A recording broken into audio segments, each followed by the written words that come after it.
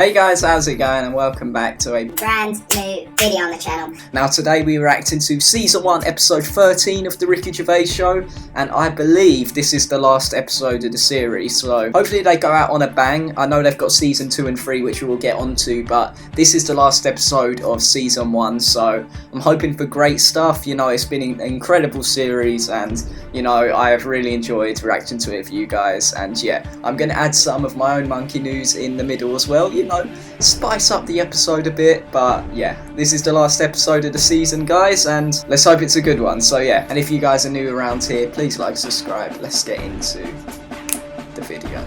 Here we go, guys. The Ricky Gervais Show, Season 1, Episode 13, Freaks. Last one in the season. I'm hoping it's good, guys, but I am sure it will be. I have no worries about that.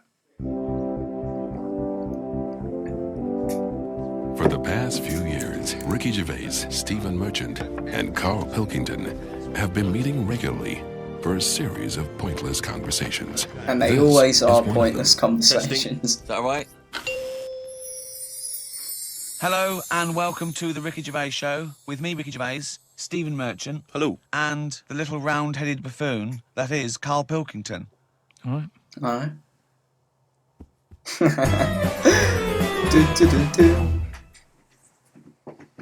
Questions for Carl, just to sort of try and tap into his brain, see what's going on there. Yeah. The questionnaire that is often featured at the end of the TV programme Inside the Actor's Studio. If heaven exists, what would you like to hear God say when you arrive at the pearly gates?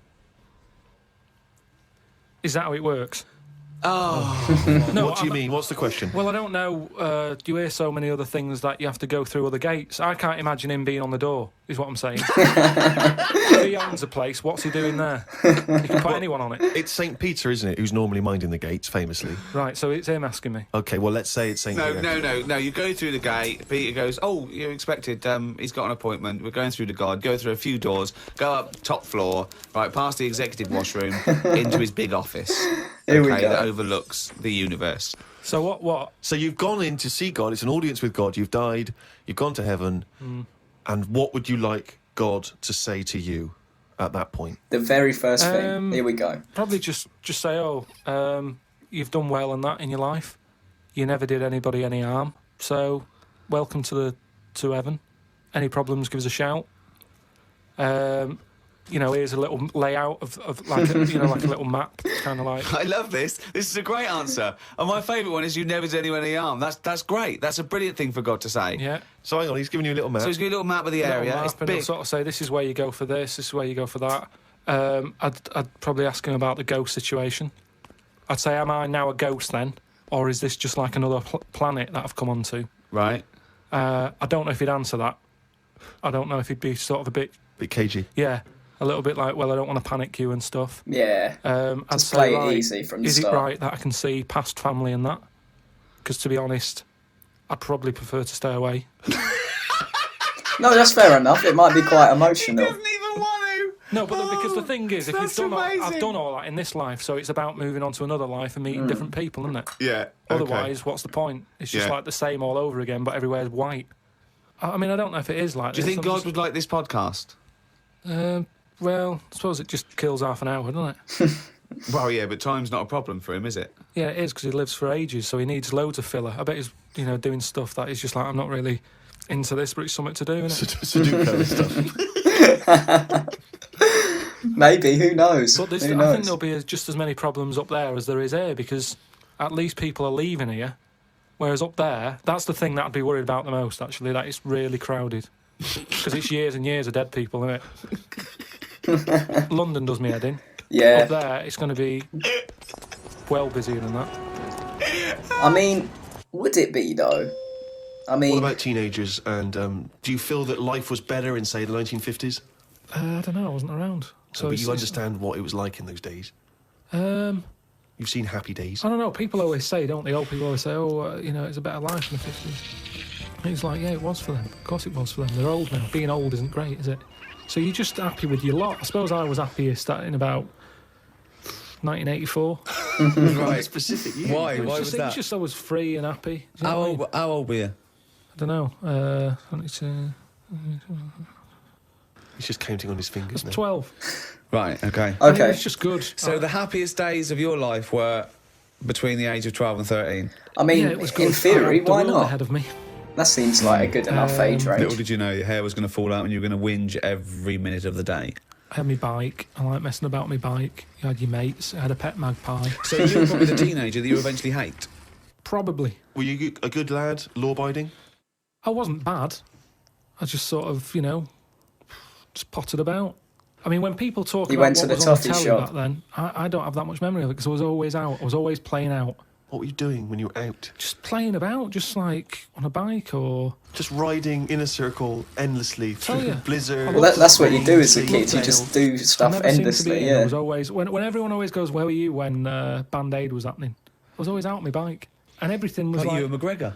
A memory's always sort of like coming in for some orange and looking at the telly and seeing Princess Diana's getting married, and my mum says, have you seen this? And I'm going, oh, I'm going out on my bike. I was always doing that. The only time I was in the house... This is why you don't know anything, because you never stopped. Yeah, but this is what being a kid's about. That's what I mean. Exactly, you just ride It's about as on your though bike. You gained it as you raced by on a bike. It's almost like, every piece of information you have. Your hair blowing in the wind. Carl, your hair will blow out one day. Oh, don't talk stupid, ma'am. It was easy. So yeah, 12 to 13 was good. But you see... And it was all downhill from then, was it? 13, is your teenager then, aren't you? Life got tough. Yeah. How did it get tough? Just straight away when I was 13, my mum was like, oh, it's your 13th birthday, you're a teenager now. Right. And she gave us a quid to go and get a cake to celebrate it. Went to the supermarket, got a cake, and I just thought, I don't like the look of this. Don't like the look of the way the future is here. Oh, poor Carl. Poor You were Carl. buying a cake. What did you see at the supermarket? It was kind of like, I don't know, I suddenly felt grown up. And I didn't like it. But I think you were always about 58, really, with your outlook. Well, yeah, my mum always said I was old. She said I was an old baby. She said I could frown before I could walk. She always had a bit of a worried look on my face. Doesn't Didn't surprise say much, me. just always listened. My eyes moved about more than I did. Just sat there looking around, looking stressed. My eyes moved about more than I did. Oh dear, couldn't walk. Well, I can't walk, but I'll try and get a bit of movement in my face. It's a workout, a baby workout. Oh, babies, well, if you can't walk, what about your face? Let your face just walk. It sounds like that horror film. It sounds like Pilkington's Baby. Yeah. Just you lying there in your cot. I didn't like all the stuff that's set up for you. Like, my mum tried to send me to, like, a nursery. I said, no, I'm not having this. Just like that. I said, Three, I'm when not I'm having older, this. when I'm older and I've got to go, I'll go, but let's leave out this bit. And she said, all right. She was... I love the fact he could reason with her. I know, he's like, he's 3 years old with a pipe. She's going, you're going to nurse. She goes, I think not, Mum. I mean, kids don't play out, do they? Kids, parents are scared to let the kids play out, and that's why the streets are dangerous now, because no one's playing out on the streets. Whereas when I was a kid, everyone was out on the streets. The streets were safer because there was more people knocking about. I mean, I do get Let the that. kids That play is a out. very good It point. must be like a constant, like a Lowry painting, his front garden, do you know what I mean? Just There loads of was people stuff just going- there was walking never any around. problems. I was sort of taken away by some fella. What? Wait, what? Whoa, whoa. I was playing about in the garden, Yeah, but my dad's mate Tony, yeah. he did tiling with him. He drove past, and he saw me looking a bit fed up, so he just leant over, picked me up, took me to the pub. The thing is, there wasn't panic. People weren't going, "Oh God, where's Carl gone?" He's out. Just. How old were you? He's down the pub. He's 4 years old. Yeah. What are you having on? He's down the pub with Tony, probably playing darts. I was about 3 or 4. Sorry, so some bloke drives by who happens to be a friend of your dad's, thinks that baby looks grumpy. Yeah. I'm taking him down to But the pub. that's what it was Tony, like. you bringing a baby to the pub? Yeah, I might do. Yeah, we're all bringing ours. All right, see you later, mate. Well, that's what I'm saying. Whereas now they go, the baby's gone. There's a big full-on panic going Yeah, on. but I think it says more about I your do parents. get They Carl- didn't I do that. get They Carl's went point. back Don't to get me wrong, I do get Some Carl's bloke's point. driving off in a van. They But just go, things "Oh, have it's going down changed the a pub." lot nowadays. Things are a lot more Princess Diana, dangerous. Lovely. This is absurd. So what happened when you got down the pub? I just was there for a bit, and then For a bit, just had a game of pool. then my dad came in. It was like, oh, there you are. I love that. Oh, there you are. Going to I'm just going to have a quick pint. Oh, there you are. Right. So, yeah, I think things were better back then. Probably. I'd agree with that. Well, it's that time again. Here we Carl's go, diary. guys. Carl's diary. Oh, what's he written today?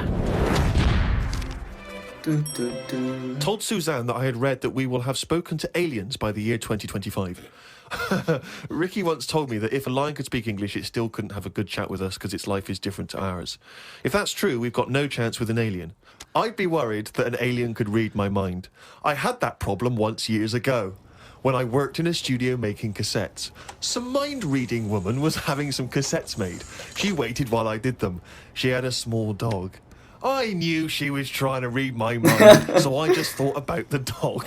I thought that would confuse her, because she wouldn't understand why I was thinking about her dog. That's amazing.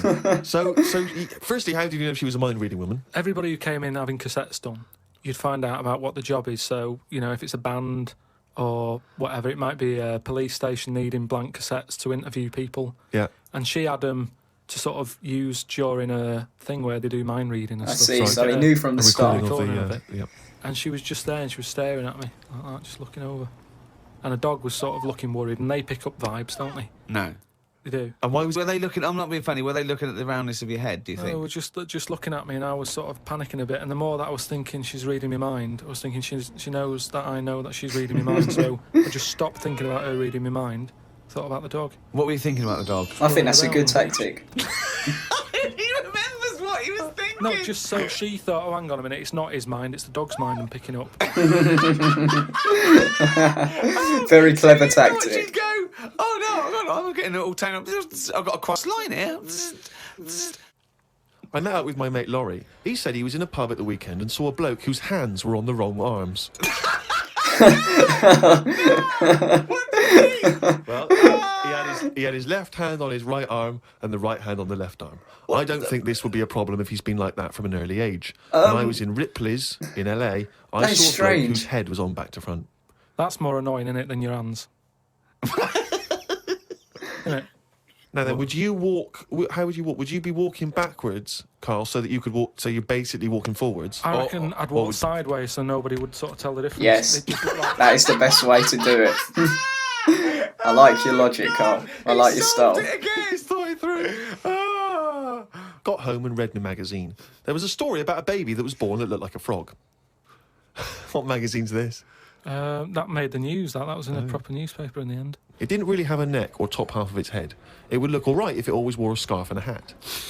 The world would be a more interesting place if there were loads of different types of humans like there are creatures. Then some people would be good at certain jobs. Spider people, ant people, builders, cockroach people, dustbin men. Good idea, isn't it? I mean, Cockroach men, spider men, what are you talking about? Look at some insects, right? Yeah. They don't have machinery, yet they're getting by, aren't they? They are. They have their lives like we do. They get up, they wander about, they collect food, they tidy up, they fix stuff, they make their own house. We can't do any of that. So what I'm saying is, why aren't we using them? Why are these cockroaches with all these powers and stuff powers going about? It's all these powers. But how could we use them? How could we harness I them? just told you, dustbin men.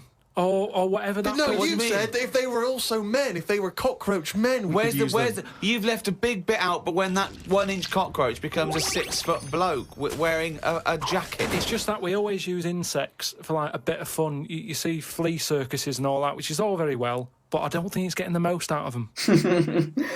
As per usual, Woke up at I 9:55 a.m. I do Soon as get I Carl's woke up, logic. I looked at Suzanne and she looked at me. I said, "Did I tell you about the immune system?"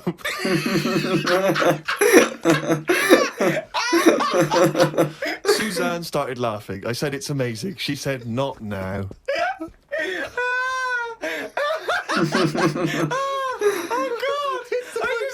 Springing into action, he zips up, his eyes are like...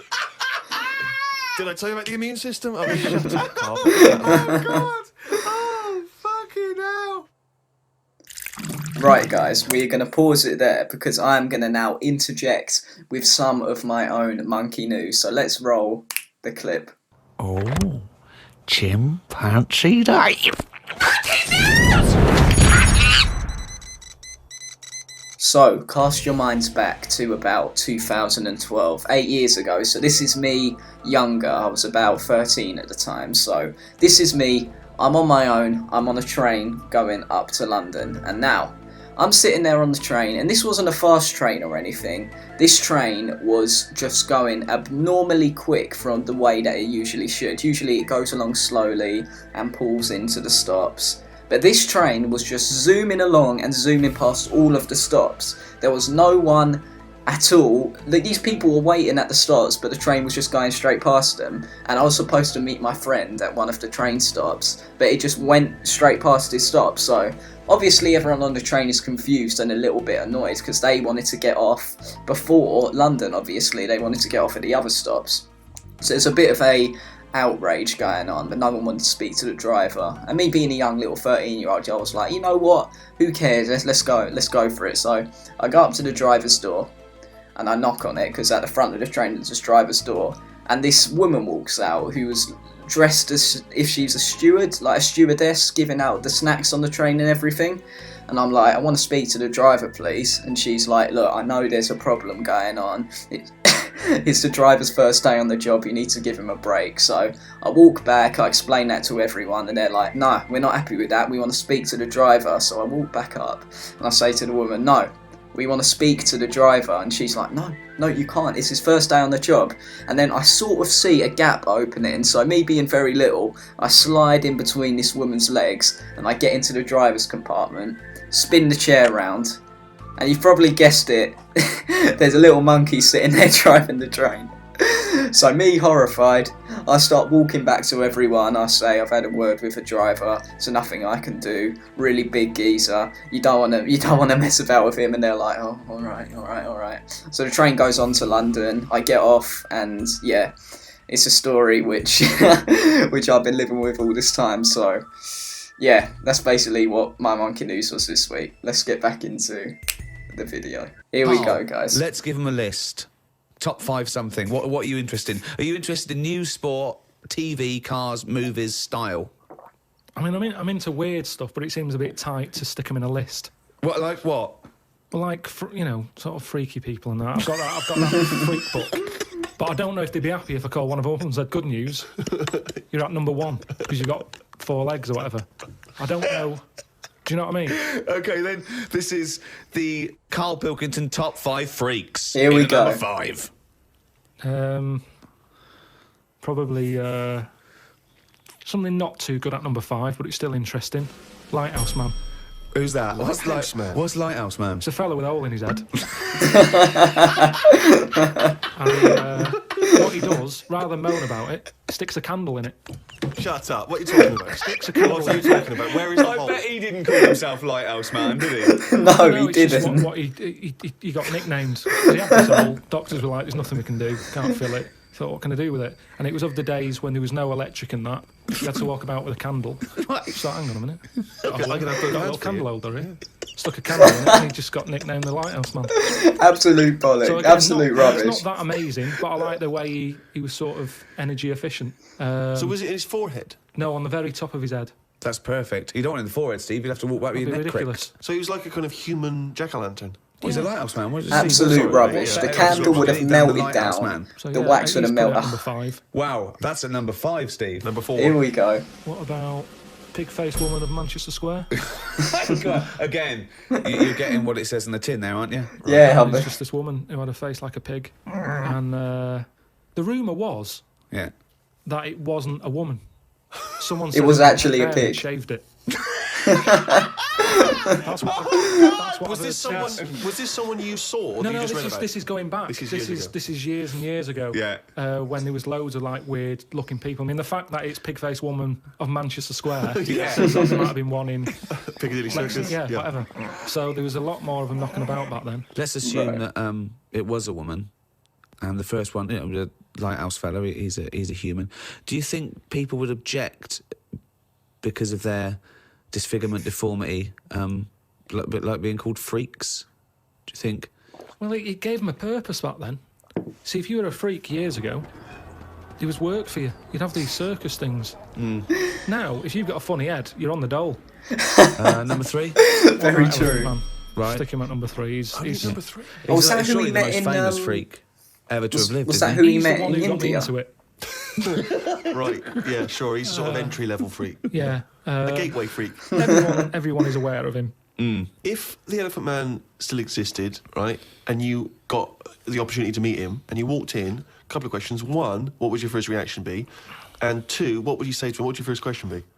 How would I react? Well, I've sort of seen him enough now that it wouldn't shock me. So I You don't just even think walk I'd in flinch. Okay.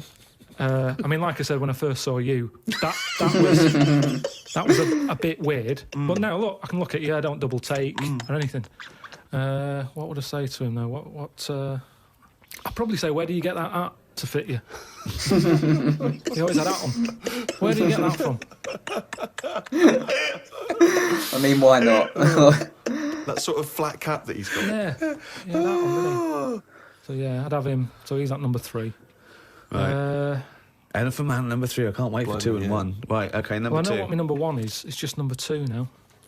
I don't know his name, but there's a fella knocking about. Well, I don't think he's around anymore. But he had like a normal body. Looking at him, you'd go, "What's up with him? He's not a freak." Takes his undies off. Got 2 knobs. Right. Wow. Okay. Oh, it doesn't know where to start. Do you don't think know. he uses them alternately, like have a wee out of this one, have a wee out of that one? Or does he just like spread the load so he's weeing out That's of both? very I don't interesting, think that he is. knows. What do you I mean think it's he doesn't sort of know? like a lucky dip. When he goes to a urinal, Yeah. he can have a little bet with himself. He's just like, I don't know what's going to happen here. So do you reckon he holds them Holds both them out? out, definitely. So he takes his trousers down because, I mean, you know... Yeah, you can't use a Y front. No, they've Right. got to come out of both of More like a them W. because they both Yeah. be connected to the bladder, he surely. pops his kecks down there. I reckon I it don't would come think out it's that both. much of a problem. If It's I not had to be like, asked, I Wow. think they'd come out both. I don't know. I'd prefer that than Elephant Man's head. Well, of course you would. Well, that's what I'm saying. What if you had Elephant Man's knob? Yeah, but he didn't work like that, did it?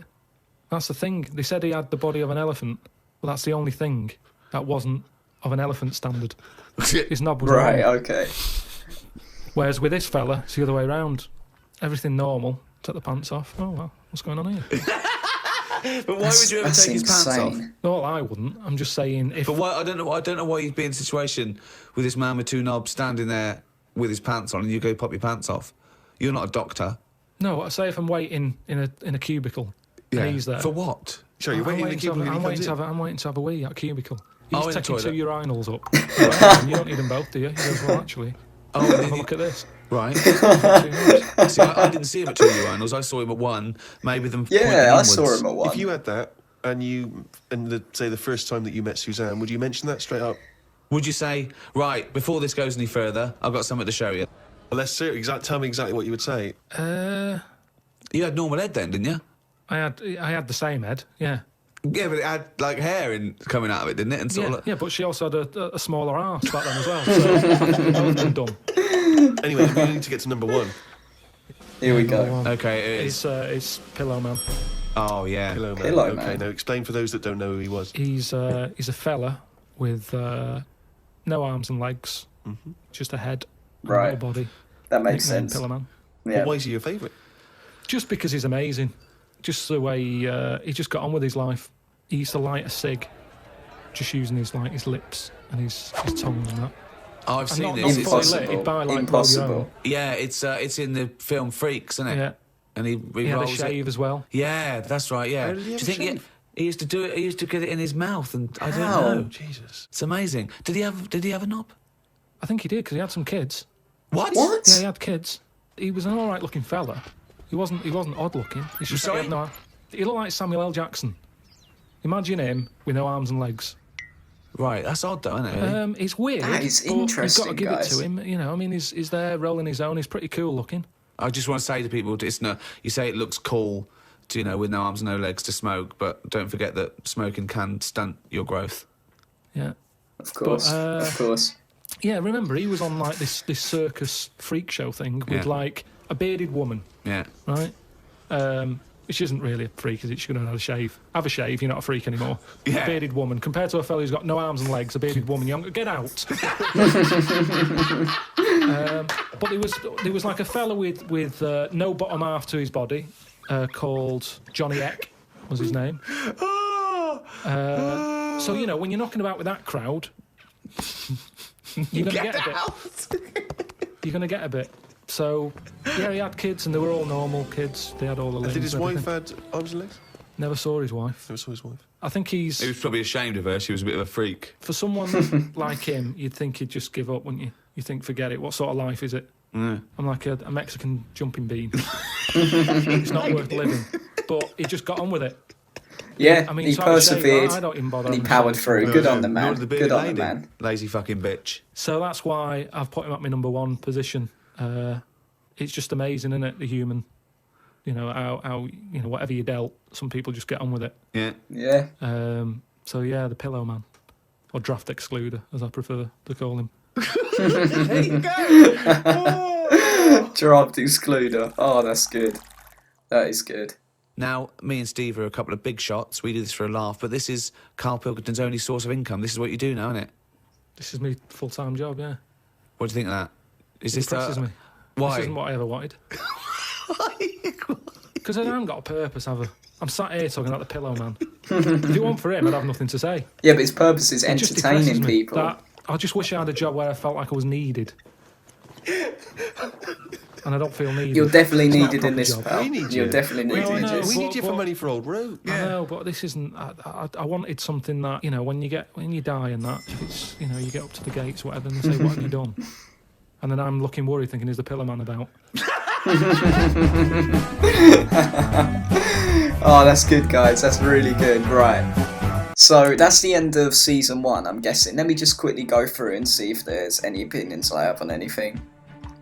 Yeah, the Pillow Man, if he's able to roll a cigarette, light it, and smoke it with his own lips, I mean, that is something else. I mean, I've heard it all at that point. The Elephant Man, because we watched The Idiot Abroad in India, he met the man with the elephant face. I don't know which came first, An Idiot Abroad or this, but that must have been a reference or something like that. Going back just through the episode now. Carl's Book of Freaks. I love the way that there was this whole bit here. I completely agreed with Carl's logic about things like when he's in the cassette shop, and then there's a woman who can read his mind, and so he thinks of the dog, so that she thinks she's picking up the dog, thinking of himself, trying to confuse her. I like your style, Carl. I like your style. Right. What else have we got in this little bit? Yeah, but back when I was a lot younger, and back when he was a lot younger, things were a lot safer. And it is part of what Carl says. I do get his logic that when there's more people on the street, there's less opportunity for crime because there's more of an atmosphere. And now there's less people playing outside, so the streets are dangerous. But I do, on the other hand, think that the streets have got more dangerous over time, social media, etc, etc, etc. But yeah, there's Cole's logic is, I do like it.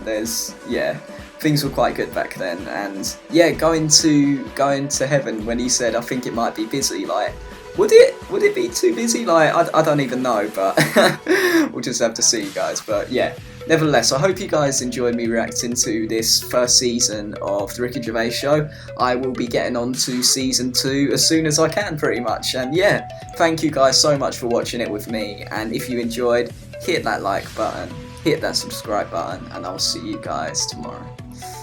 Peace.